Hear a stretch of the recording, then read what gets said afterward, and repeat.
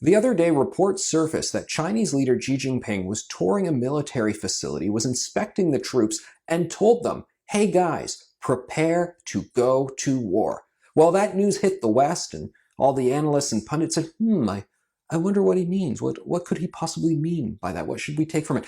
How about we take the man at his word and assume he means what he says, in that China is preparing to go to war. You know, it's funny, anyone who studies Xi Jinping will know that he's actually a pretty clear-cut guy. Speeches, essays written, remarks that he says, he really articulates a robust vision of the direction he wants to send the Chinese Communist Party and the country into. And, well, boy, it is a worrisome one indeed. So if he says, let's get ready to go to war, it is consistent with him saying similar remarks in past years. He has said that China must be a country not only capable of waging war, but also winning wars. And they are ramping up their military. Now, they sure have a lot of fighting words to issue to Taiwan, which they consider to be a wayward province that they want to return and bring into the Chinese fold. So a lot of those war rhetoric words, they could be directed right towards Taiwan, which is increasingly becoming an ally of Canada. We're acknowledging it as we should, and well, we need to be their ally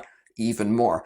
This all ties into something else, though. The federal government announced that they are going to be doing a national security review of a takeover of TMAC Resources, a mining operation in Nunavut. What does this have to do with what Xi Jinping was saying?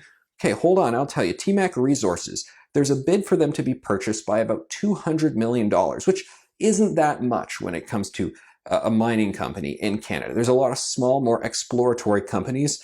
There's so many more than, say, Barrick Gold, which is a very large company. Shandong Mining Company, they want to purchase TMAC Resources. Shandong Mining, okay, well, what is that? That's actually the Chinese government. They are a part of a state-owned enterprise, and, well, the state owns them, and they do the state's bidding. Okay, why is the Chinese government looking to buy something that is really not all that profitable, and the company is just still doing exploratory stuff? It's not really doing all that well. Well, if you look at the map and you see the operations that TMAC has, they also have an airport and a seaport. And depending on how you switched all the buildings around and so forth, they could be conceived as basically a military depot up in the Arctic. Is that why China wants to buy it? I don't know. Maybe. It's certainly possible. And we also know that China is increasingly looking at having a foothold in the Arctic. Personally, if I was doing this national security review of this deal, here's what would happen. I'd hear about it, okay, I'd pick up a napkin, I'd get a Sharpie, and I'd write N-O, no, there's the review, done, capiche, nothing else to talk about, really. I mean, it's that simple, and I certainly hope they'll be faster at this than they are with the ongoing Huawei review. But there you have it, Xi Jinping saying, let's go to war, and then potentially buying up something in Canada that could be used refueling station for, I don't know, Chinese vessels.